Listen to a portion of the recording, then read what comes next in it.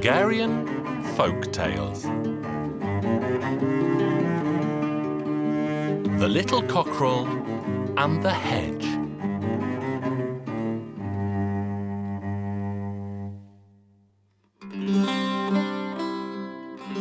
Once upon a time, a little cockerel went out under the hedge to scratch around. He scratched and scratched around until the hedge was uprooted. Along came a magpie and asked the uprooted hedge, "Now what's the matter with you, hedge? Only yesterday you were standing here all healthy and strong." "Dear me, brother magpie," replied the hedge, "the little cockerel came out to scratch around under me, and now I'm uprooted." "Well then, I'll pull out my fine tail," said the magpie, and he pulled out his own tail feathers just like that. Off he flew to a walnut tree. The walnut tree was astonished at how scruffy the magpie looked. So the walnut tree asked, "What's happened to you, brother magpie? Only yesterday you had a fine tail, and now you are all scruffy." "Dear me, brother tree," answered the magpie, "the little cockerel went out to scratch around under the hedge was uprooted, and I pulled out my fine tail." "Well then, I'll clip off my fine twigs," said the walnut tree, and he clipped off his twigs just like that. Around noon came a deer to rest under the walnut tree out of the great heat. She could see that the walnut tree was now completely bald. "What happened to you, walnut tree? Only yesterday you were green and flourishing. Now today you're all bald." "Dear me, sister dear," answered the walnut tree, "the little cockerel went out this morning to scratch around under the hedge was uprooted, the magpie pulled out its fine tail feather, and I clipped off all my twigs." "Well then, I'll chase away my two fine sons," said the deer, and she sent them both away just like that, for which she grieved and grieved. When she felt thirsty, she went to the well for a drink. Now the well was astonished to see the deer appear alone, because she always brought her two fine sons with her. So the well asked, "How is it you are on your own today, sister dear? Where have you left your two fine sons?" "Dear me, brother well," said the deer, "the little cockerel went out this morning to scratch around under the hedge was uprooted, the magpie pulled out its fine tail, the walnut tree clipped off all his twigs, and I sent my two fine sons away. Well then, I'll turn my fine wine into blood," said the well.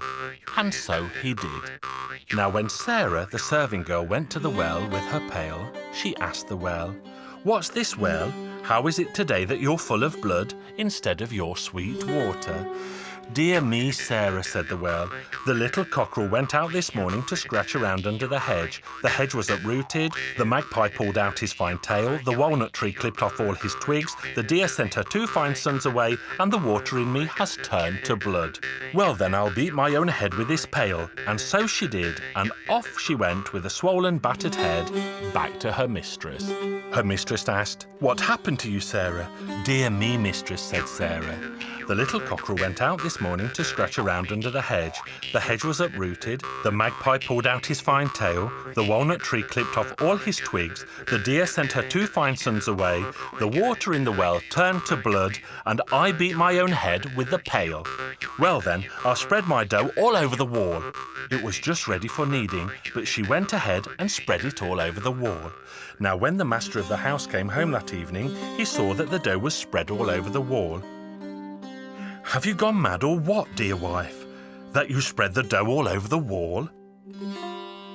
"Dear me, husband, the little cockerel went out this morning to scratch around under the hedge was uprooted, the magpie pulled out his fine tail, the walnut tree clipped off all his twigs, the deer sent her two fine sons away, the water in the well turned to blood, Sarah beat her own head with a pail, and I spread the dough all over the wall. Well then, I'll shave off my fine beard." And he shaved it off just like that. Not long later, the son of the house came home and saw his father with a face like a plucked chicken. He asked, "What happened to you, father dear?"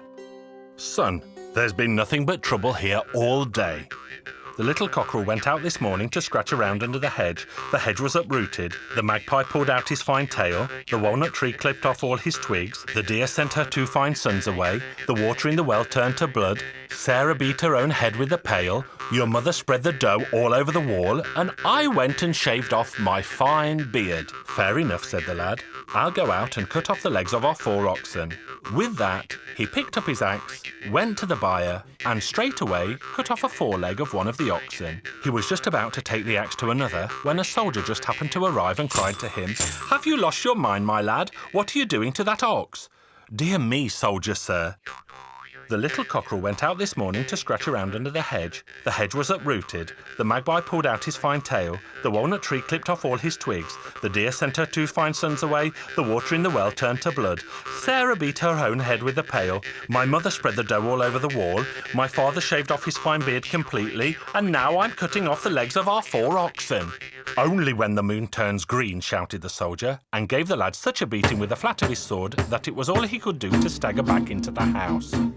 The soldier drove the oxen off to the fair and sold them.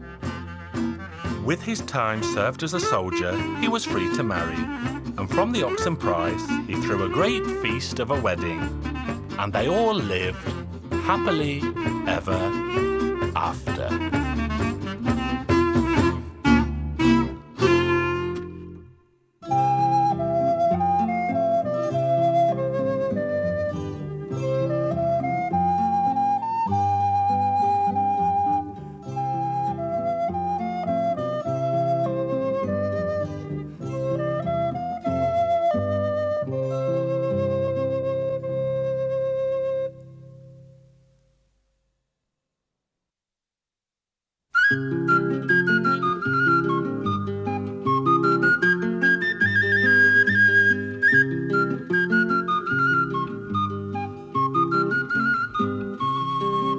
Hungarian Folk Tales. Susa.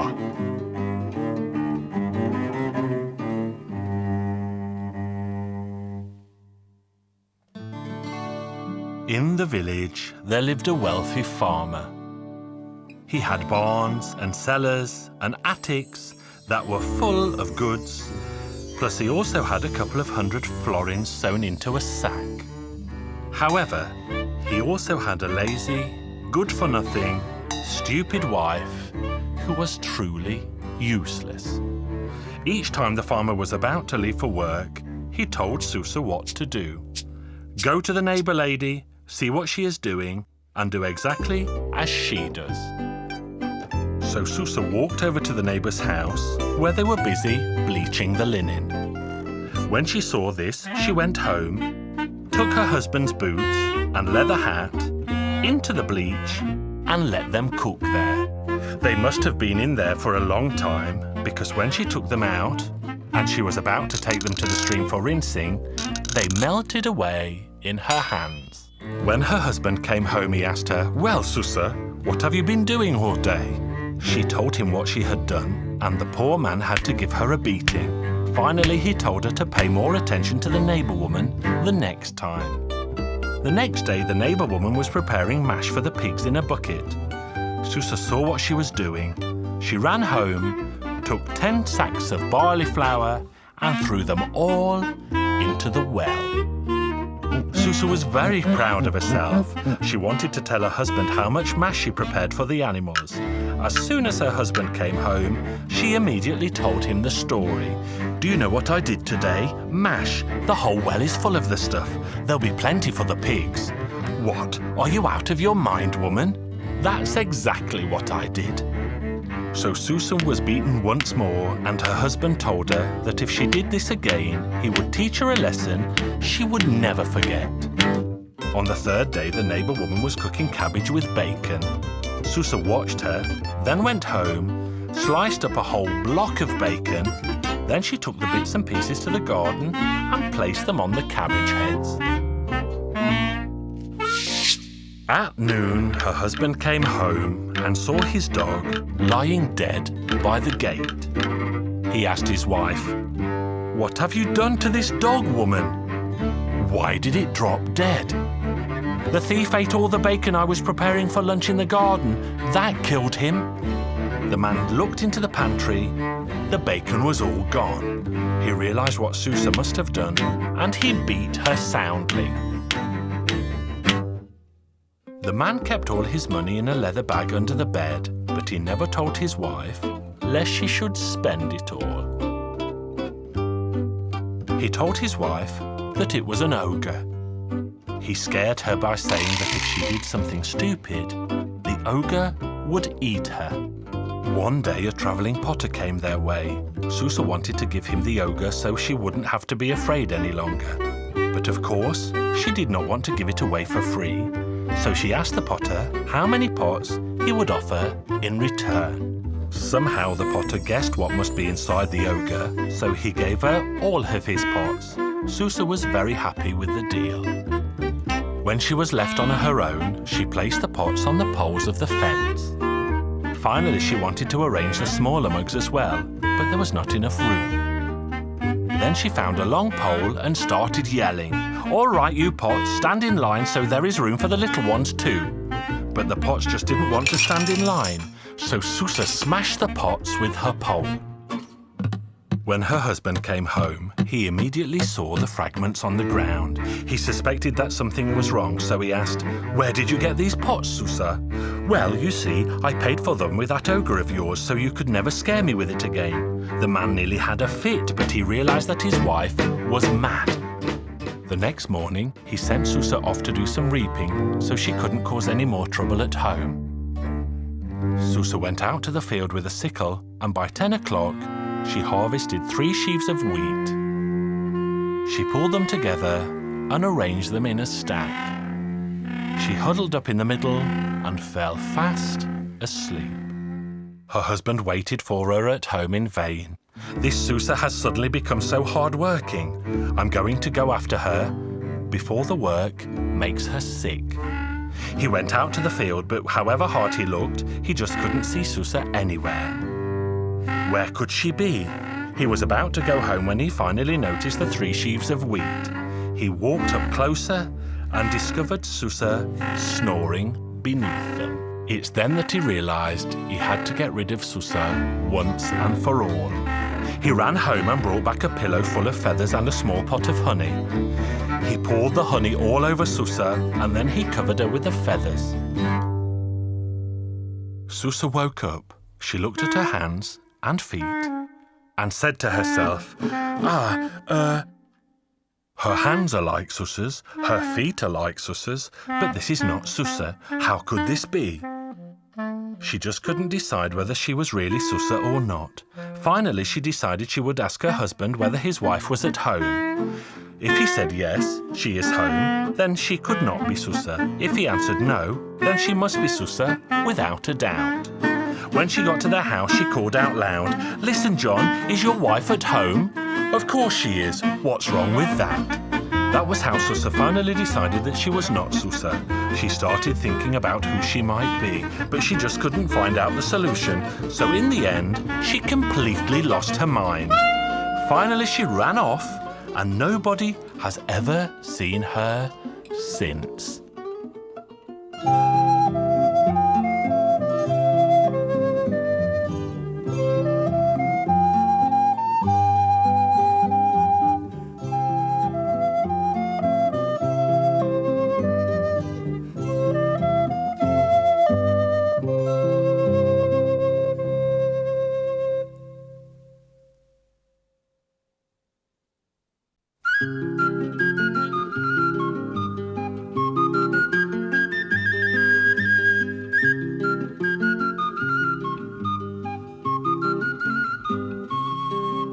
Hungarian Folk Tales. The Poor Man and His Fiddle.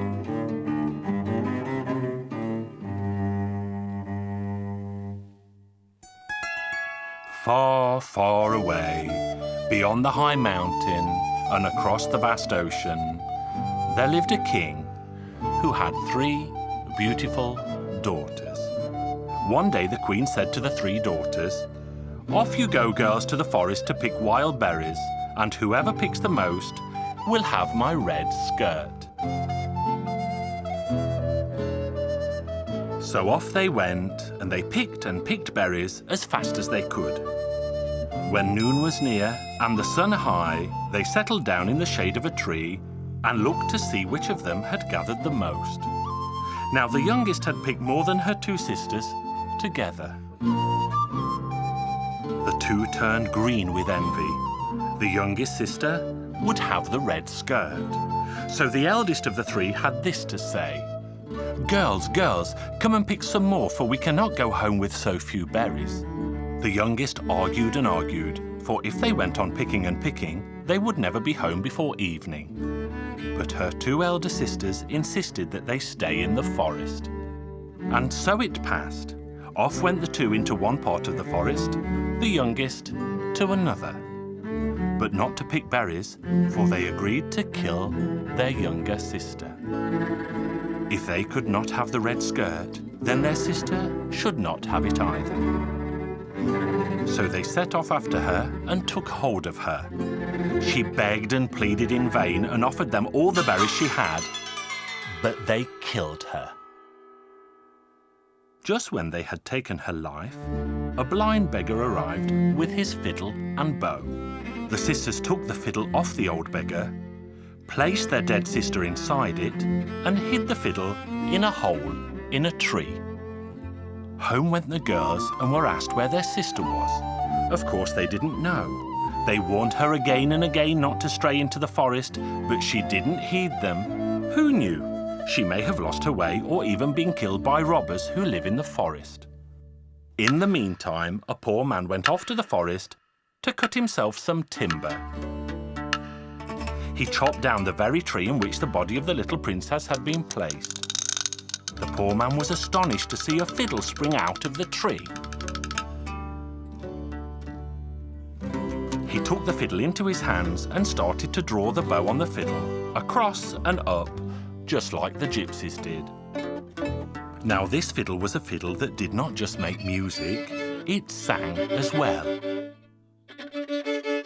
"Draw the bow, good and slow, my good fellow, my good fellow. Harm it not, for the fiddle is me.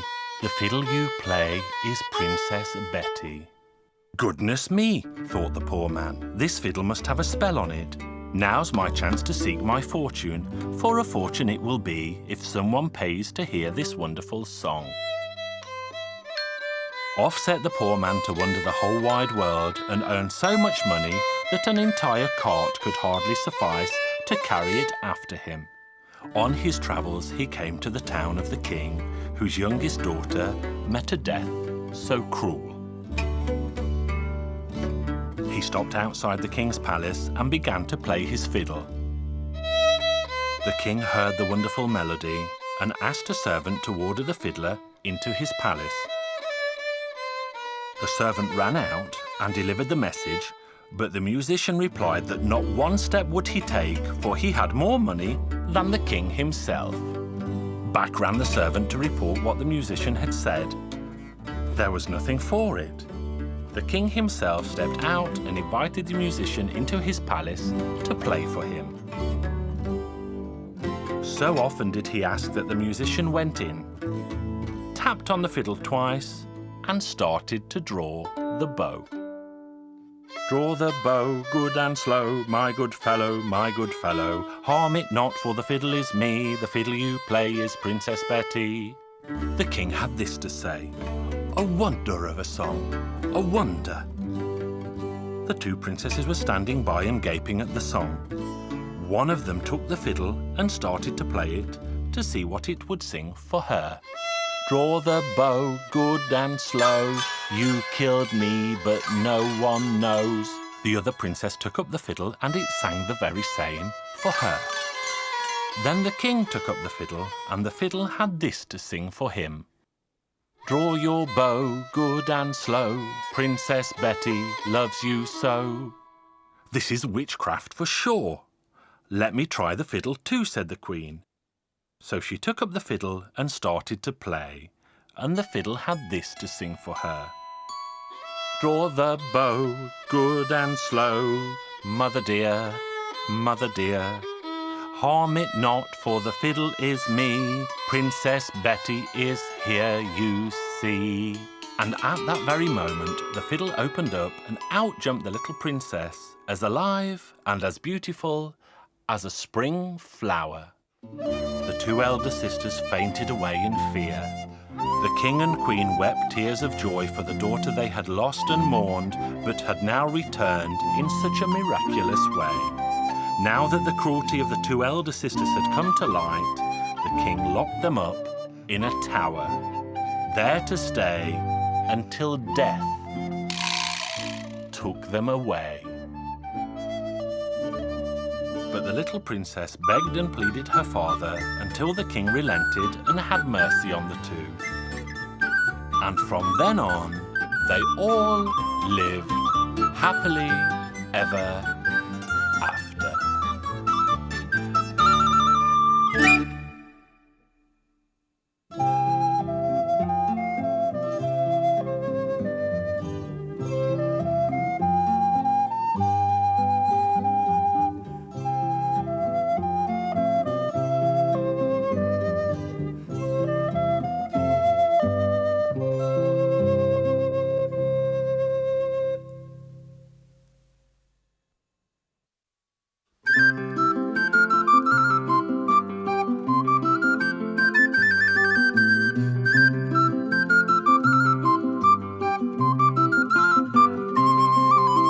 Hungarian Folk Tales. Tiny Tom and the Lily Princess.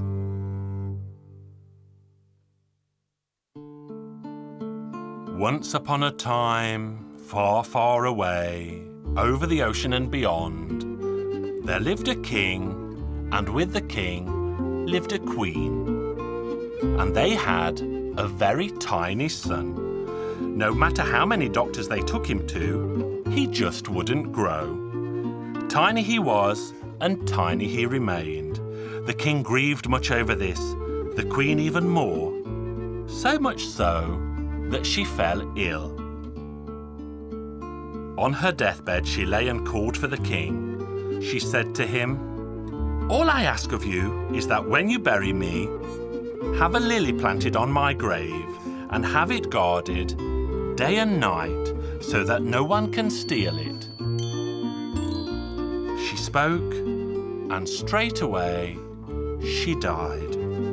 The king was much in grief. "If only my son were big, who can I leave my kingdom to when I am dead?" He buried his queen in pomp, wept over her, and mourned her. And he sent a proclamation across the kingdom calling for everyone who had a lily to bring it to the court so that one could be chosen for the queen's grave. They brought lilies by the cartload, but they couldn't agree which one was the finest of all. The king could hear all this uproar and went down into the courtyard. "What's all this quarrelling about?" One of the gardeners replied. "There are so many lilies here that we can hardly move, but we can't decide which one is the finest of all." "Where are you, Tiny Tom, my son? Come here and do something useful for a change. Close your eyes and pick a lily." So Tiny Tom closed his eyes and groped around like a blind man. And do you know what? The lily he picked was beautiful, and every bloom on it sparkled like a diamond. The king asked, "Who brought us this lily?" "Your Majesty, I brought it from Fairy Helen's garden." "Well then, you plant it and keep guard over it so that no one can steal it." "If you please, Your Majesty, may I ask that you send Tiny Tom with me? So if I should doze off, he'll be awake and alert." "Very well then," said the king. And so it happened. The old woman planted the flower and guarded it as if it were her life itself. So there they were, keeping guard until the old woman said, "Tiny Tom, I'm going to lie down for a while and I'll drop off to sleep. You stay guard over the lily so that no one can take it." "No one can take it? You sleep well, old lady." And while Tiny Tom was keeping guard, out of nowhere appeared a little man. "Good evening, Tom. Do you know what kind of flower you're guarding here?" "Well, I know that it's a lily and it comes from Fairy Helen's garden. You see, that lily is the princess from Dwarfland. Let me tell you. Helen once went to see the king in Dwarfland and took a great liking to the princess. So she begged the king to let her have his daughter for a week or two, and he did. Helen was envious of her beauty and she treated the princess so badly that she wept and wept, and then she died. When she was buried, that lily grew out of her grave, and it spoke once. Take me to the grave where a mother cried as much as I did over her dwarf of a son. And when the old nurse heard this, she pulled up the lily and brought it here. But Fairy Helen's own nurse heard all of this and told Fairy Helen. Now Helen can never be at peace until the flower is stolen back from here. Come here and I'll see to your troubles. And at that the little dwarf of a man pulled his beard from between his legs and he disappeared as if he had never been there. Tom was thinking and thinking and tried to stay awake. Suddenly he heard a fluttering and rustling. 12 fairies appeared. They made a circle around Tom, dancing, thinking that they could make him dizzy and one of them could steal the lily from the grave. But Tom was sharp. He shook the old woman awake and said, "Get up, old lady, they've come for the lily."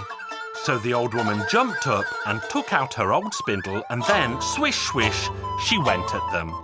"Be off with you from here," she said, and she beat and slapped the fairies until they flew off back to Fairyland without the lily. There they told Fairy Helen that they had failed to bring the lily with them. Now she had a 7-legged horse and she mounted it and off she went. Now as Tiny Tom was keeping guard, he suddenly heard a voice. "Tom, I think they're going to take me away. Fairy Helen is coming." And out of the lily there came a tiny young woman, more beautiful and radiant than the golden sun itself. Tom, if only I had my butterfly carriage for us to fly away in."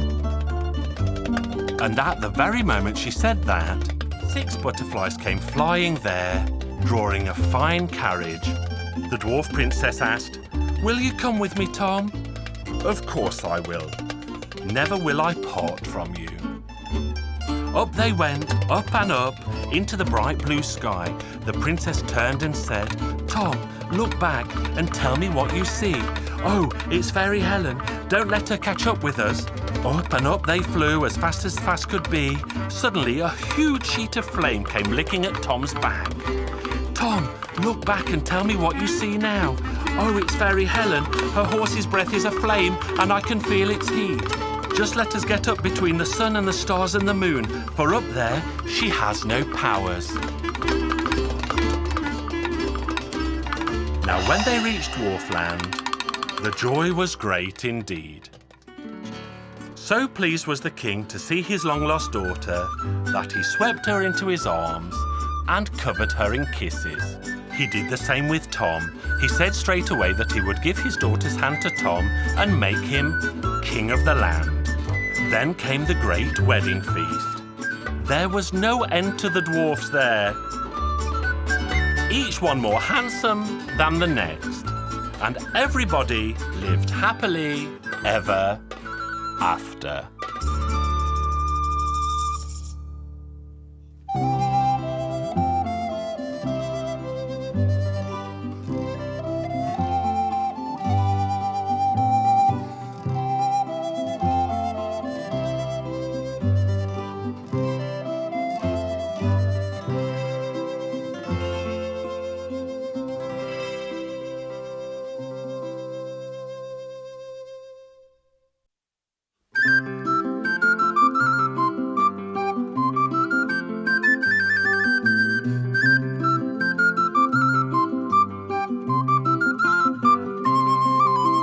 Hungarian Folk Tales.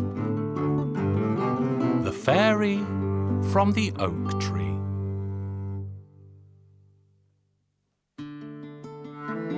Once upon a time, many years ago, there lived the son of the Green King. Now, since he was all alone in the palace, he was bored, and so he picked up his gun and set off hunting. When he came into the forest, he spied a little rabbit, took aim, and was about to shoot. "Excuse me, young prince, one good deed deserves another. Spare me my life." And so he spared the rabbit's life and went further into the forest while the rabbit scampered away. Then he came upon a fox, and the fox said to him, "Don't shoot, young prince. Spare me, and your good deed will deserve another." So the prince spared his life too and went further into the forest. There he found a deer, and the deer also spoke to him, "Spare me my life, and good fortune will bless you." Off you go to the centre of the forest. There you will find an oak tree with 3 branches. Lop off one of the branches, and out will come a fairy. But take some water with you, for she will probably have need of that. So off he went, and he came upon the oak tree, and he lopped off a branch, and a beautiful fairy appeared. "Water, water, please. I need water." The young prince dashed to help, but dropped his flask, and all the water spilled out. The poor fairy died there and then. All he could do was to take her in his arms and carry her home and bury her. Time passed, and the prince set off hunting again, and he came upon the fox. "Now then, kind young prince, for your good deed I'll tell you something good. Go into the forest, cut off another branch of that oak, but bring water with you because you may have need of it." The prince had a flask of wine with him, and he thought that the wine would do. He lopped off the branch. Out came the beautiful fairy. He gave her some wine, but still she went and died. So he picked her up and carried her home in great sorrow and buried her. After mourning her for a while, he once again set off into the forest to go hunting, and he came upon the little rabbit. "Now then, kind young prince, for your good deed I'll tell you something good, but come with me and I'll show you a spring of running water." Then they came upon the oak. "Now lop off that branch." And once again a beautiful fairy came out of the branch and cried, "Water, water, I need water." The little rabbit took the beaker, gave it to the fairy, who drank deep from it, and this time did not die. She then knelt before the young prince and thanked him for freeing her from the oak tree. They embraced and kissed. So now all 3 of them set off home. On their way to the palace, they came to a well and sat down beside it. There the fairy spoke. "I dare not go into your palace wearing fairy clothes. Please go home and fetch me some new robes." Now there was a willow there, and she climbed up into it, and a witch arrived to draw water. She glanced into the well and saw a beautiful fairy. She gazed and gazed but couldn't see anyone in the water. Finally she saw the fairy up in the tree. She called out to her and asked her what she was doing up in the tree. The fairy explained everything to the witch. And what did the witch do but seize hold of the fairy and throw her into the well, and the fairy changed into a beautiful golden fish. Then the witch set off home and fetched her own daughter to the well and made her climb up into the tree. Soon the prince came back carrying clothes. He saw the little rabbit and asked him where the girl was. "I went home to have a bite and a sup, and when I came back, she was up in the tree." So the prince looked around and, right enough, there was a girl in the tree. "Down you come and put these clothes on." And when she came down from the tree, he saw her face, and it was ugly now, when before it had been so beautiful. "Oh, dear prince, I was struck by the rays of the sun, and they changed my face." So the young prince went ahead and gave her the clothes to change into, because he thought she was the fairy. And he took her back home to the palace. One day the witch came to see her daughter, and when she was there she said, "I went by the well, and there I saw in the water a fine golden fish. Now what you have to do is pretend to be ill and tell the prince that the only thing that will cure you is if you have the golden fish caught." The prince would do anything for his princess. So the golden fish was caught and cooked, and she ate some and was cured.